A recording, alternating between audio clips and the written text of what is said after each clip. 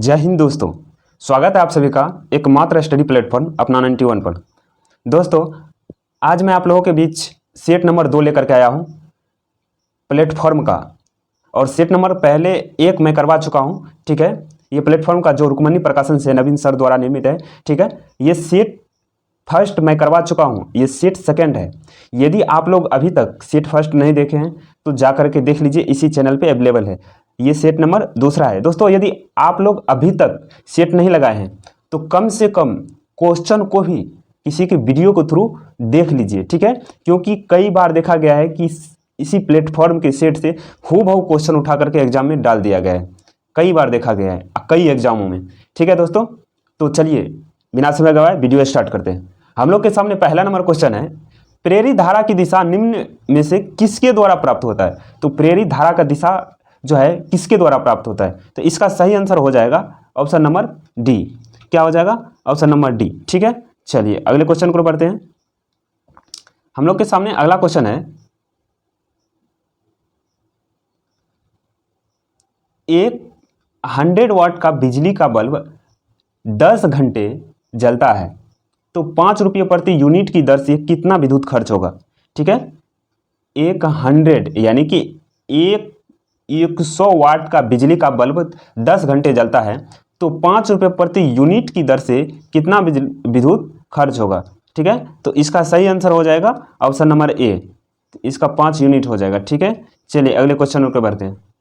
हम लोग के सामने तीसरा नंबर क्वेश्चन है, जब प्रकाश की किरण एक माध्यम से दूसरे माध्यम में प्रवेश करती है तो अपवर्तनांक के दौरान अपने पथ से मुड़ जाती है। दूसरे माध्यम में प्रकाश के मुड़ने का क्या कारण है। जब प्रकाश की किरण एक माध्यम से दूसरे माध्यम में प्रवेश करती है तो अपवर्तन के दौरान यानी कि अपवर्तन के दौरान अपने पथ से मुड़ जाती है। दूसरे माध्यम में प्रकाश के मुड़ने का क्या कारण है। ठीक है, तो दूसरे माध्यम में प्रकाश का मुड़ने का जो है क्या कारण है ये पूछ रहा है। तो इसका सही आंसर हो जाएगा चाल भिन्न होना, यानी कि प्रकाश का चाल क्या हो जाता है, भिन्न हो जाता है। ठीक है, तो इसका सही आंसर हो जाएगा ऑप्शन नंबर बी। ठीक है, चलिए अगले क्वेश्चन को बढ़ते हैं।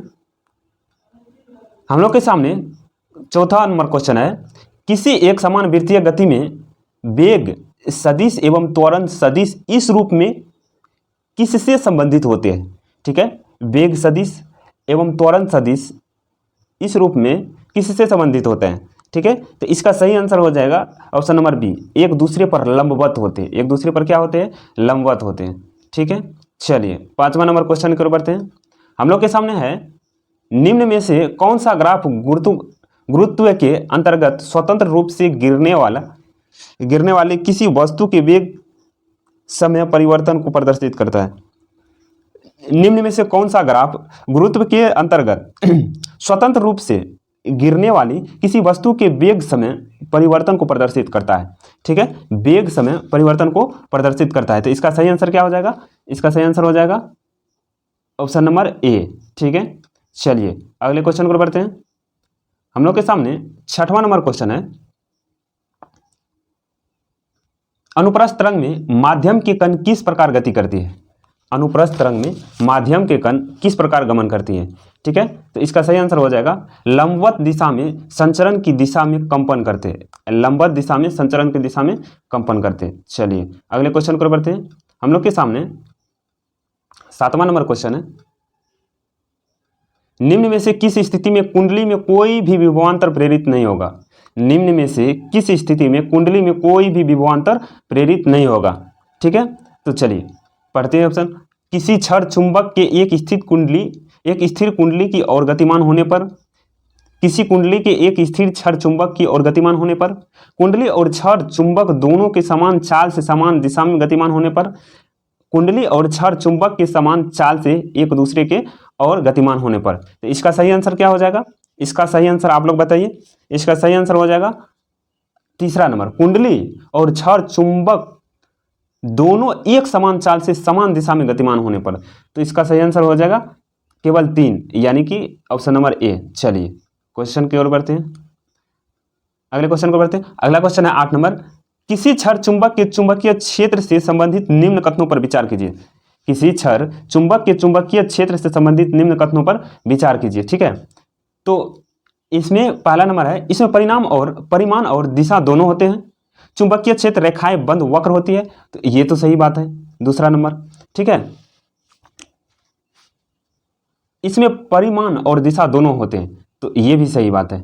ठीक है, परिमाण और दिशा दोनों होते हैं, तो इसका 1 और 2 दोनों सही हो जाएगा, यानी कि ऑप्शन नंबर सी हो जाएगा। चलिए अगले क्वेश्चन को बढ़ते हैं। हम लोग के सामने अगला क्वेश्चन है,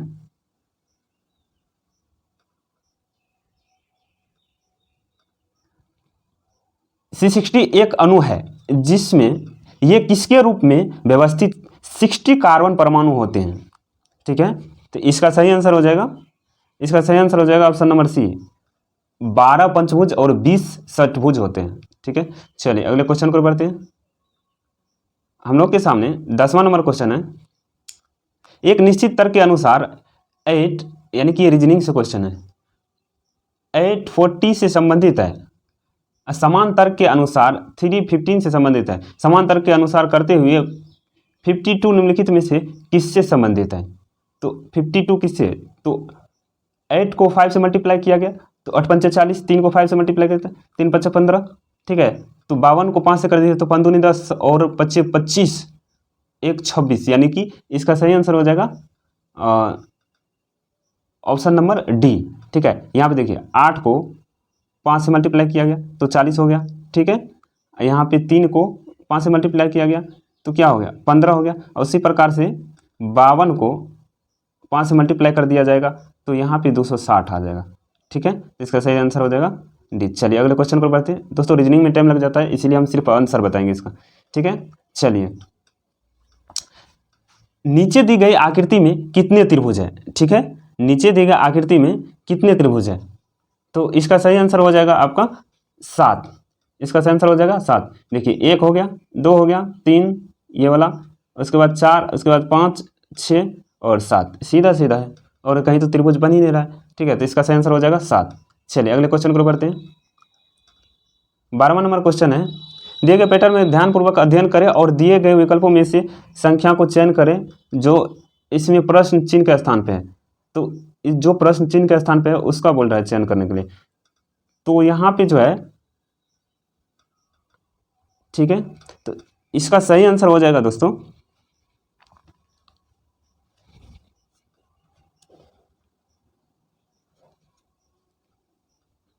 इसका सही आंसर हो जाएगा बी।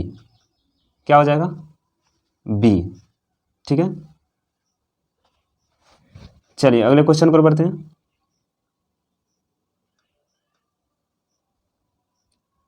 हम लोग के सामने 13वां नंबर क्वेश्चन है, select the most appropriate option to fill in the blanks dash the great leader is no more, the great leader is no more. तो इसका रिक्त स्थान पे क्या हो जाएगा। ठीक है, तो इसका सही आंसर हो जाएगा आलस। क्या हो जाएगा, आलस। ठीक है, आलस मतलब होता है, क्या होता है, शब्द को लेने चाहिए, क्योंकि इस शब्द का प्रयोग शोक व्यक्त करने के लिए करते हैं, यानी कि इसका प्रयोग जो है ना शोक व्यक्त करने के लिए करते हैं। चलिए अगले क्वेश्चन को बढ़ते हैं। 14वां नंबर क्वेश्चन है, select the most appropriate meaning of the given items the Lions share. तो क्या हो जाएगा इसका आंसर, इसका आंसर हो जाएगा द लार्जेस्ट पोर्शन। क्या हो जाएगा, option number D, the largest portion. इसका अर्थ होता है बहुत बड़ा हिस्सा। क्या हो जाता है, बहुत बड़ा हिस्सा। चलिए अगले क्वेश्चन को, select the most appropriate option to fill in the blanks the wind blow so dash at night that many trees fell in the park. ठीक है, तो इसका सही आंसर क्या हो जाएगा, इसका सही आंसर हो जाएगा ऑप्शन नंबर सी। क्या हो जाएगा, ऑप्शन नंबर सी। चलिए अगले क्वेश्चन को बढ़ते हैं। सेलेक्ट द रॉन्गली स्पेल्ड, तो इसका रॉन्ग जो है वो बताना है, तो इसका रॉन्ग हो जाएगा गैजेट, ऑप्शन नंबर बी। चलिए अगले क्वेश्चन को बढ़ते हैं। 17 नंबर का है, he is reading a book change into passive voice. तो चेंज इनटू पैसिव वॉइस, इसका सही आंसर हो जाएगा a book is being read by me. ठीक है, ऑप्शन नंबर बी। चलिए अगले क्वेश्चन को बढ़ते हैं। Select the option that can be used as a one word substitute for the given group of words. ठीक है, तो story of an individual written by himself. ठीक है, बोल रहा है story of an individual written by himself, जो खुद से स्टोरी लिखा जाता है। ठीक है, तो इसका सही आंसर हो जाएगा, इसका सही आंसर आपका डी हो जाएगा, यानी कि ऑटोबायोग्राफी। ठीक है, चलिए अगले क्वेश्चन को बढ़ते हैं। हम लोग के सामने 19वां नंबर क्वेश्चन है।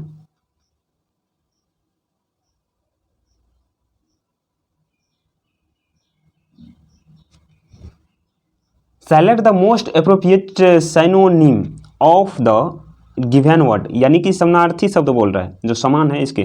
तो इंटरफेयर। ठीक है, तो इंटरफेयर का समानार्थी क्या हो जाएगा? तो इसका सही आंसर हो जाएगा ऑब्स्ट्रक्ट। ऑब्स्ट्रक्ट हो जाएगा, इसका सही आंसर क्या हो जाएगा? ऑब्स्ट्रक्ट। इंटरफेयर मतलब होता है हस्तक्षेप करना। ठीक है, ऑब्स्ट्रक्ट मतलब होता है बाधा डालना, यानी कि समान हो गया। इम्पेड मतलब भी होता है बाधा डालना या रोकना। ठीक है, चलिए अगले क्वेश्चन को बढ़ते हैं। 20वां नंबर क्वेश्चन है, select the most appropriate antonym of the given, यानी कि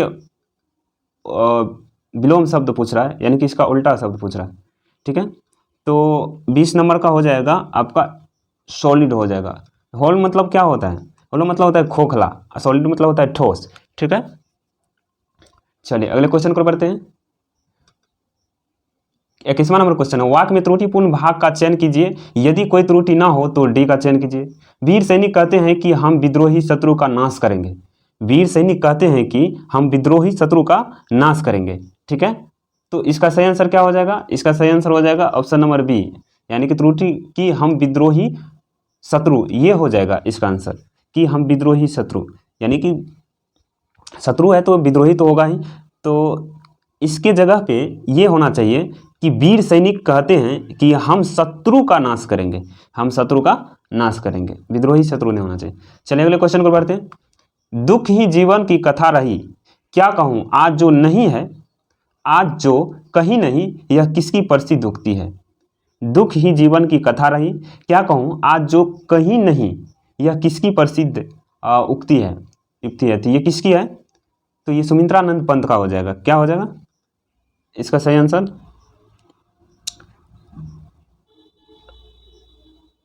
नहीं, ये निराला का हो जाएगा, सॉरी दोस्तों, निराला का। चलिए अगले क्वेश्चन को बढ़ते हैं। निम्नलिखित में से कौन सा शब्द वायु का पर्यायवाची है? वायु का पर्यायवाची क्या है? तो वायु का पर्यायवाची आप लोग यहाँ पे क्या है, अब आंसर दीजिए। तो इसका सही आंसर हो जाएगा अनिल। चलिए अगले क्वेश्चन को बढ़ते हैं। तैरने की इच्छा के लिए इनमें से उपयुक्त शब्द कौन सा है? तैरने की इच्छा के लिए इसमें से उपयुक्त शब्द कौन सा है? तो इसका सही आंसर हो जाएगा तितिसा। ठीक है, चलिए अगले क्वेश्चन को बढ़ते हैं। इसमें से चिरंतर का विलोम क्या है? इसमें से चिरंतर का विलोम क्या है? तो चिरंतर का विलोम हो जाएगा नस्वर। ठीक है, चलिए अगले क्वेश्चन को बढ़ते हैं। इसमें किस शब्द की वर्तनी शुद्ध है? इसमें किस शब्द की वर्तनी शुद्ध है? तो तिरस्कार का वर्तनी शुद्ध है, बाद बाकी ये सब गलत है। विद्यापति किस भाषा के कवि थे? ये तो मैथिली भाषा कवि थे। ठीक है, चलिए जो दंड पाने योग्य हो, जो दंड पाने योग्य हो वो दंडनीय हो जाएगा। ठीक है, भारत सरकार अधिनियम, ठीक है, भारत सरकार अधिनियम 1935 के बारे में निम्नलिखित कथनों पर विचार कीजिए। यह अधिनियम ब्रिटिश संसद द्वारा अधिनियमित किया गया था। इस अधिनियम को भारत और बर्मा सरकार के लिए दो अलग अलग अधिनियम में विभाजित किया गया था। यह अधिनियम 1 अप्रैल 1935 को प्रारंभ किया गया था। ठीक है, इसको सही से आप लोग पढ़ लीजिए। इसका यहाँ पे ऑप्शन नंबर क्या हो जाएगा? सी, यानी कि यह अधिनियम ब्रिटिश संसद द्वारा अधिनियमित किया गया था, ये सही है। इस अधिनियम को भारत और बर्मा सरकार के लिए दो अलग अलग अधिनियमों में विभाजित किया गया था। ठीक है, ये 1 और 2, यानी कि ऑप्शन नंबर सी।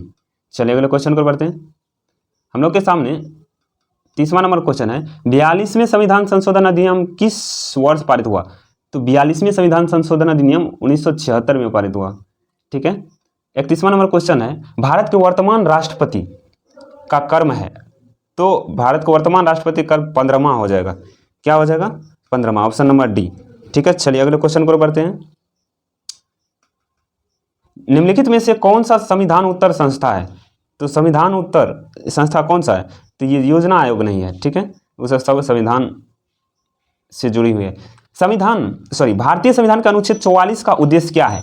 भारतीय संविधान के अनुच्छेद 44 का उद्देश्य क्या है? तो भारत के राज्य क्षेत्र में नागरिकों के लिए एक समान नागरिक संहिता ये 44 में है। ठीक है, चलिए अगले क्वेश्चन को बढ़ते हैं।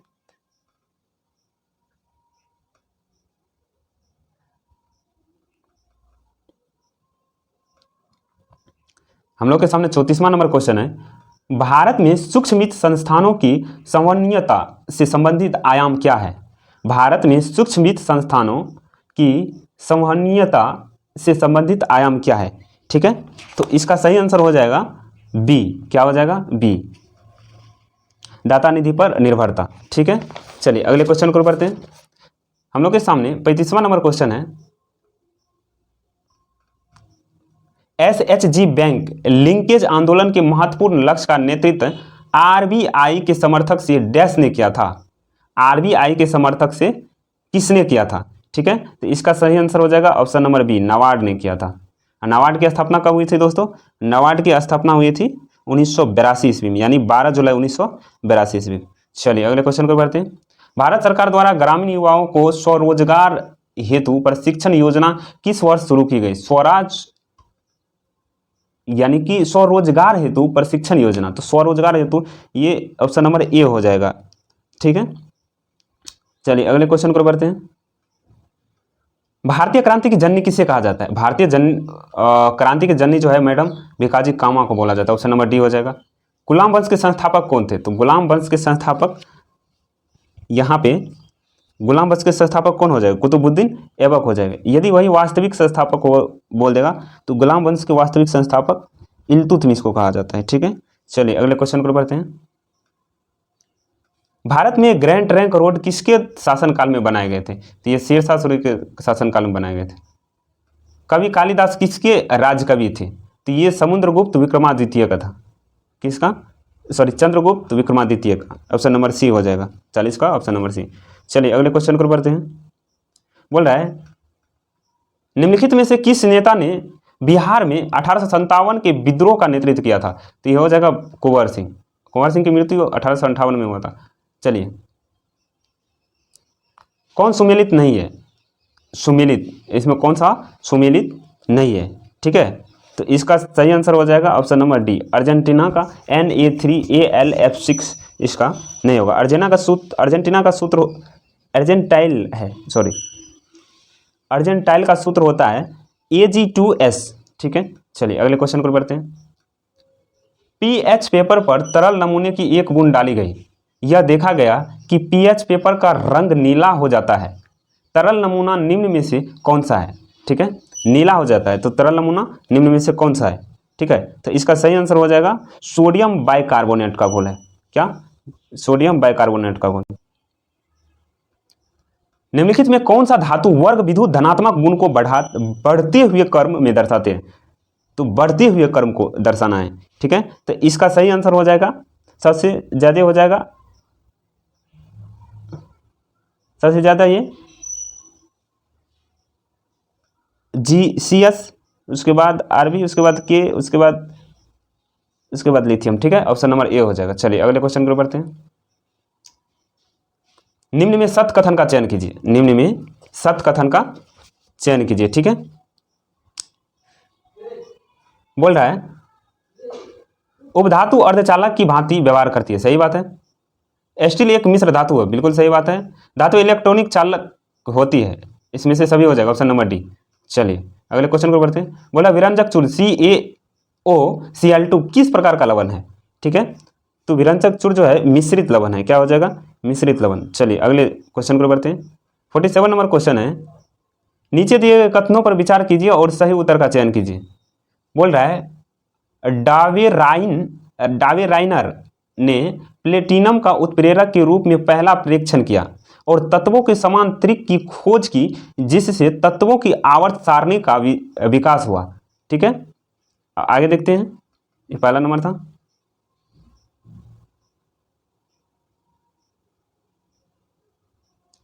JW डोवेराइन जेना विश्वविद्यालय में रसायन विज्ञान और फार्मेसी के प्रोफेसर थे। ठीक है, तो इसका सही आंसर बताइए। इसका सही आंसर क्या हो जाएगा? एक सेकेंड, डोवेर राइनर ने प्लेटिनम और प्रेरक के रूप में पहला परीक्षण किया और तत्वों के समान तरीके की खोज की, जिससे तत्वों की आवर्त सारणी का विकास हुआ। ठीक है, जिससे तत्वों की आवर्त सारणी का विकास हुआ।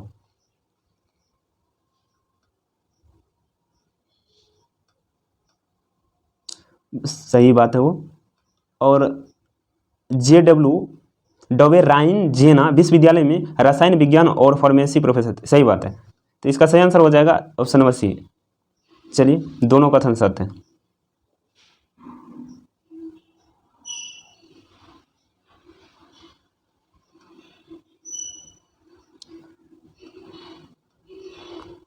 अड़तालीस नंबर का क्वेश्चन है, निम्नलिखित में सुमेलित कीजिए। तो सुमेलित यहाँ पे टमाटर में हो जाएगा ऑक्जेलिक, तो 3 का सी यहाँ भी है। ठीक है दोस्तों, 3 का सी बी नंबर में भी है। चलिए आगे देख लेते हैं। बिच्छू बूटी के चुभने वाले रोएं, तो ये मेथेनोइक अम्ल हो जाएगा। 2 का ए 3 का सी, तो ये हो जाएगा ऑप्शन नंबर सी। ठीक है, चलिए अगले क्वेश्चन को पढ़ते हैं।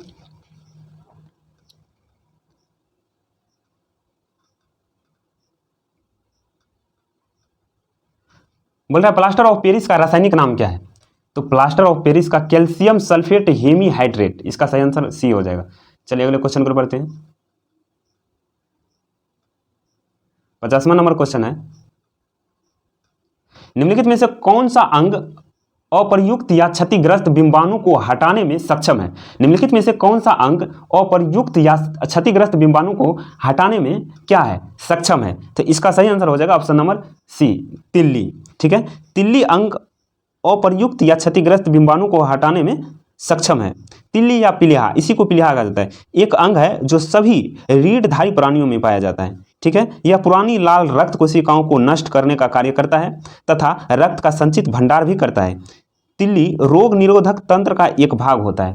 ठीक है, रक्त बिंबाणु मनुष्य एवं अन्य स्तनधारियों में रक्त में पाया जाता है। ठीक है, रक्त बिंबाणु में केंद्रक नहीं होते, इसको ध्यान में, रक्त बिंबाणु जो होता है उसमें केंद्रक नहीं होता है। इसका निर्माण अस्थिमज्जा में होता है। बिंबाणु का जीवन काल 3 से 5 दिन का होता है। इसकी मृत्यु प्लीहा में होती है। ठीक है, बिंबाणु के मुख्य कार्य रक्त के थक्का बनाने में मदद करना है। ठीक है, चलिए अगले क्वेश्चन को बढ़ते हैं। दोस्तों ये जो है ये मैथ्स का क्वेश्चन हो गया, तो मैथ्स का क्वेश्चन आप लोग कर लीजिएगा। चलिए मैथ का क्वेश्चन यहाँ से,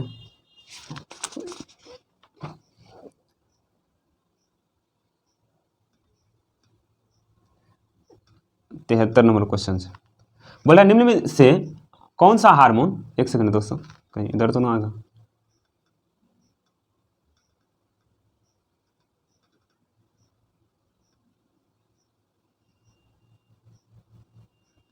इधर आ गए थे।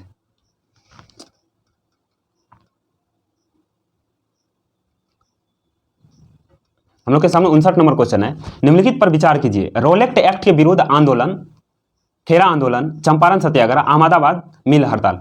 ठीक है, तो उपरोक्त गांधीवादी आंदोलन का सही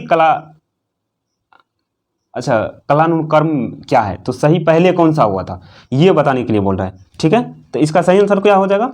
इसका सही आंसर हो जाएगा ऑप्शन नंबर पहले हो जाएगा चंपारण, ये तो सब जानते हैं। ठीक है, चंपारण हो जाएगा, उसके बाद हो जाएगा ये अहमदाबाद, उसके बाद हो जाएगा खेरा, उसके बाद हो जाएगा रोलेक्ट एक्ट। ठीक है, तो ऑप्शन नंबर ये हो जाएगा। चलिए अगले क्वेश्चन को बढ़ते हैं।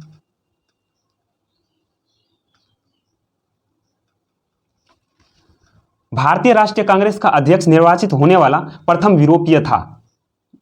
ठीक है, तो प्रथम यूरोपीय जो था वो जॉर्ज यूले था। ठीक है, 1888 में अहमदाबाद में हुआ था। ठीक है, चलिए अगले क्वेश्चन को बढ़ते हैं। बोल रहा है मंदारिन भारत के किस पड़ोसी देश की अधिकारी भाषा है? मंदारिन भारत के किस पड़ोसी देश की भाषा है? तो मंदारिन जो है, मंदारिन किसकी है? तो मंदारिन हो जाएगा भूटान, चीन की, सॉरी, मंदारिन किसकी हो जाएगी? चीन की। चलिए अगले क्वेश्चन को बढ़ते हैं। 62 नंबर में डैश ग्रेमी जीतने वाली पहली भारतीय महिला है? बोल रहा है कौन सा जो है ग्रेमी जीतने वाली पहली भारतीय महिला है? ग्रेमी जीतने वाली पहली भारतीय महिला, तो ये हो जाएगा तन्वी शाह। क्या हो जाएगा? तन्वी शाह। चलिए अगले क्वेश्चन, बिहार में अंतिम बार राष्ट्रपति शासन कब लागू हुआ था? तो अंतिम बार जो है ऑप्शन नंबर क्या हो जाएगा, बी। 7 मार्च 2005 को अंतिम बार राष्ट्रपति शासन लगा था। ठीक है, चलिए अगले क्वेश्चन को बढ़ते हैं। स्वतंत्र भारत में पहले मंत्रिमंडल 1947 में सर्व मंत्री कौन थे? तो इसका हो जाएगा जगजीवन राम। क्या हो जाएगा, Jagjivan Ram, option number B. चलिए अगले क्वेश्चन को बढ़ते हैं। बोल रहा है गुट निरपेक्ष आंदोलन का पहला शिखर सम्मेलन कब और कहां आयोजित किया गया था? गुट निरपेक्ष आंदोलन का पहला शिखर सम्मेलन कब और कहां आयोजित किया गया था? ठीक है, कब और कहां आयोजित किया गया था? तो इसका सही आंसर हो जाएगा बेलग्रेड। 1961 में आयोजित किया गया था, बेलग्रेड में। चलिए, संविधान सभा की पहली बैठक कब आयोजित की गई थी? तो ये हो जाएगा 9 दिसंबर 1946 का। ठीक है, द्वितीय हुआ था 11 दिसंबर को और तृतीय हुआ था 13 दिसंबर को। चलिए, द्वितीय क्षेत्र में कौन सी सेवाएं सम्मिलित है? तो द्वितीय क्षेत्र में विनिर्माण है। ठीक है, कृषि प्राथमिक क्षेत्र में आ जाता है, ये व्यापारिक बीमा सब ये तृतीय क्षेत्र में आ जाता है। राजकोषीय घाटा होता है, तो राजकोषीय घाटा होता है, तो राजकोषीय घाटा कैसे होता है? तो प्राथमिक घाटा प्लस ब्याज को भुगतान होता है। चलिए अगले क्वेश्चन को बढ़ते हैं। एक सेकंड दोस्त।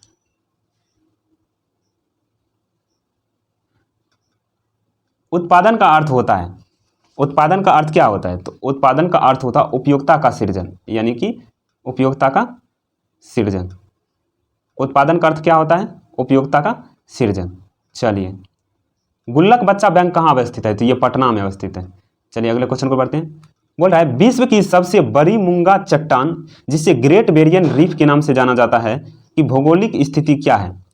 ठीक है, तो ये ग्रेट विश्व की सबसे बड़ी मूंगा चट्टान जिसे ग्रेट बैरियर कहा जाता है, विश्व की सबसे बड़ी मूंगा चट्टान ये कहाँ है? तो ये हो जाएगा आपको ऑस्ट्रेलिया में। कहाँ हो जाएगा? सी। चलिए अगले क्वेश्चन को बढ़ते हैं। हम लोग के सामने बोल रहा है फूल के नर प्रजनन भागों को क्या कहा जाता है? तो इसको कहा जाता है पुंकेसर, ऑप्शन नंबर डी। चलिए अगले क्वेश्चन को बढ़ते हैं। हम लोग के सामने 77वां नंबर क्वेश्चन है। डीएनए अणु में थायमिन, यानी डीएनए अणु में थायमिन बेस 2 हाइड्रोजन बंधों द्वारा निम्न बेस में किससे जुड़ा होता है? निम्न बेस में किससे जुड़ा होता है? तो ये एडेनिन से जुड़ा होता है, एडेनिन से जुड़ा होता है। ठीक है, चलिए अगले क्वेश्चन को बढ़ते हैं। हम लोग के सामने 78वां नंबर क्वेश्चन है। मानव परिसंचरण तंत्र में सभी शिराएं रक्त को हृदय की ओर ले जाती है, बिल्कुल सही। फुफ्फुसीय शिरा और अन्य शिराओं में क्या अंतर है? फुफ्फुसीय शिरा और अन्य शिराओं में क्या अंतर है? तो फुफ्फुसीय शिरा ऑक्सीजन युक्त रक्त ले जाते हैं, फुफ्फुसीय शिरा जो है ऑक्सीजन युक्त रक्त ले जाते हैं। यहाँ पे उल्टा होता है दोस्तों, यहाँ फुफ्फुसीय शिरा यदि शिरा बोल देगा तो फुफ्फुस शिरा ऑक्सीजन युक्त ले जाते हैं, और शिरा जो है वो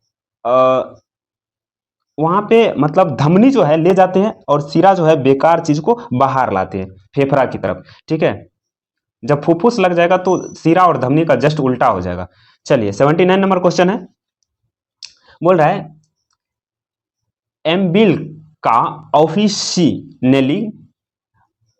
ऑफिशिनलिस, ठीक है, जिसका भारतीय स्थानीय नाम क्या है, का प्रयोग च्यवनप्राश के निर्माण में किया जाता है? च्यवनप्राश, तो ये आंवला हो जाए, च्यवनप्राश में आंवला का प्रयोग किया जाता है।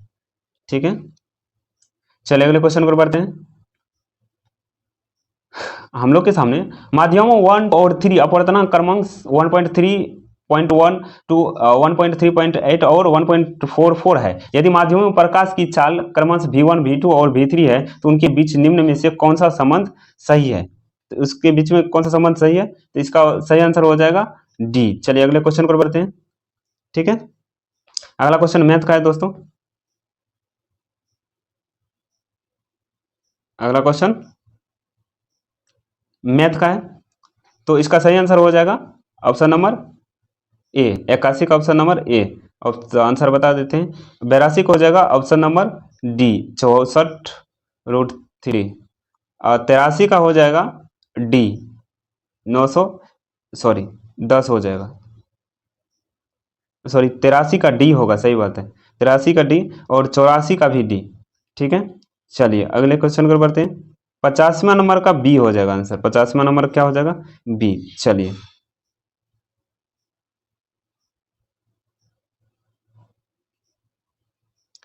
86वां नंबर का आंसर क्या हो जाएगा? 86वां नंबर का क्वेश्चन हो जाएगा ऑप्शन नंबर बी। ठीक है, चलिए अगले क्वेश्चन को बढ़ते हैं। 87वां नंबर क्वेश्चन हो जाएगा ऑप्शन नंबर सी, 2 हो जाएगा। चलिए अगले क्वेश्चन को बढ़ते हैं। बोल रहा है निम्नलिखित में से कौन सी मिट्टी नदियों द्वारा निर्मित है? तो ये हो जाएगा जलोढ़ मिट्टी, ऑप्शन नंबर सी हो जाएगा। ठीक है, चलिए अगले क्वेश्चन को बढ़ते हैं। अगला क्वेश्चन है, दो सागरों अथवा जलाशयों को जोड़ने वाली संकरी जल पट्टी को क्या कहा जाता है? तो जल डमरू मधु, इसका ऑप्शन नंबर बी हो जाएगा। ठीक है, चलिए निम्नलिखित में से कौन से एक सुमेलित नहीं है? तो निम्नलिखित में से कौन से एक सुमेलित नहीं है? तो शांत घाटी आंदोलन बाबा आमटे, ये सुमेलित नहीं है। शांत घाटी आंदोलन बाबा आमटे सुमेलित नहीं है। ठीक है, शांत घाटी आंदोलन का नेतृत्वकर्ता सुगाथा कुमारी थी। कौन थी?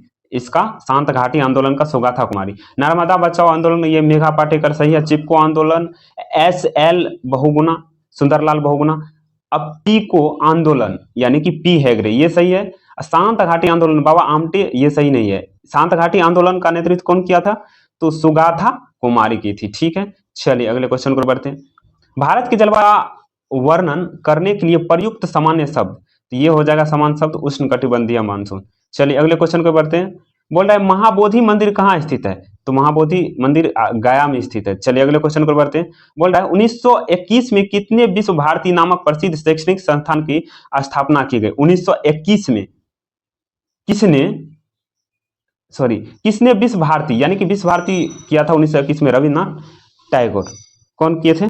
रविन्द्रनाथ टैगोर। चलिए अगले क्वेश्चन को बढ़ते हैं। बोला भारत भारती के लेखक कौन है? तो भारत भारती के लेखक सबको पता है कि इसका मैथिली शरण गुप्त हो जाएगा। चलिए अगले क्वेश्चन को बढ़ते हैं। हम लोग के सामने अगला क्वेश्चन है, गोल्डन रॉक पैगोडा किस देश में है? गोल्डन रॉक पैगोडा किस देश में? तो ये म्यांमार हो जाएगा, ऑप्शन नंबर बी। चलिए अगले क्वेश्चन को बढ़ते हैं।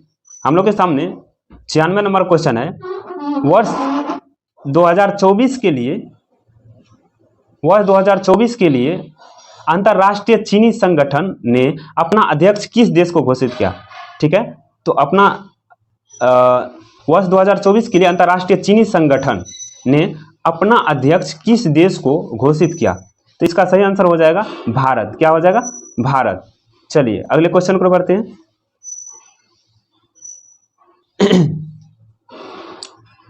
वित्तीय वर्ष 2024 के दौरान भारत में जीवाश्म ईंधन क्षमता कितनी बढ़ी? जीवाश्म ईंधन क्षमता कितनी बढ़ी? तो इसका सही आंसर हो जाएगा 2.44%। चलिए अगले क्वेश्चन को पढ़ते हैं। हम लोग के सामने 98 नंबर क्वेश्चन है, 14वां राष्ट्रीय मतदाता दिवस कब मनाया गया? 14वां राष्ट्रीय मतदाता दिवस कब मनाया गया? ठीक है, तो इसका सही आंसर हो जाएगा ऑप्शन नंबर बी, 25 जनवरी। 25 जनवरी को मनाया गया। ठीक है, चलिए अगले क्वेश्चन पर बढ़ते हैं। हम लोग के सामने 99 नंबर क्वेश्चन है, हाल ही में 30 अप्रैल 2024 को दिनेश कुमार त्रिपाठी भारत के डैश में नौसेना प्रमुख नियुक्त किया है। तो ये हो जाएगा 26 में। क्या हो जाएगा? Option number A. चलिए अगले क्वेश्चन का लास्ट क्वेश्चन की ओर बढ़ते हैं। हम लोग के सामने ये लास्ट क्वेश्चन है दोस्तों। यदि आप लोग अभी तक मेरे चैनल को सब्सक्राइब नहीं किए हैं तो सब्सक्राइब कर लीजिए, वीडियो को लाइक कर दीजिए। ठीक है दोस्तों, यदि अभी आप लोग को सेट नहीं लगा है तो बहुत बड़ी गलती की है अभी तक। ठीक है, या तो किसी के वीडियो को थ्रू फास्ट में, जैसे किसी का वीडियो है मान लीजिए आधा घंटा का, तो वो 15 मिनट में देख लीजिए, कम से कम क्वेश्चन देख लीजिए। ठीक है दोस्तों, क्योंकि यहाँ से मैं मजाक नहीं कर रहा हूँ, यहाँ से कई बार कई एग्जाम में सीधा क्वेश्चन 50 से 60% क्वेश्चन ये सीधा क्वेश्चन से देखा गया है। ठीक है, प्लेटफॉर्म यानी कि सेट के लिए बहुत अच्छा है।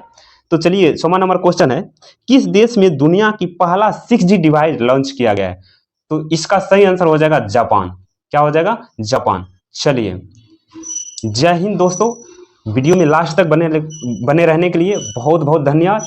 जय हिंद, जय श्री राम।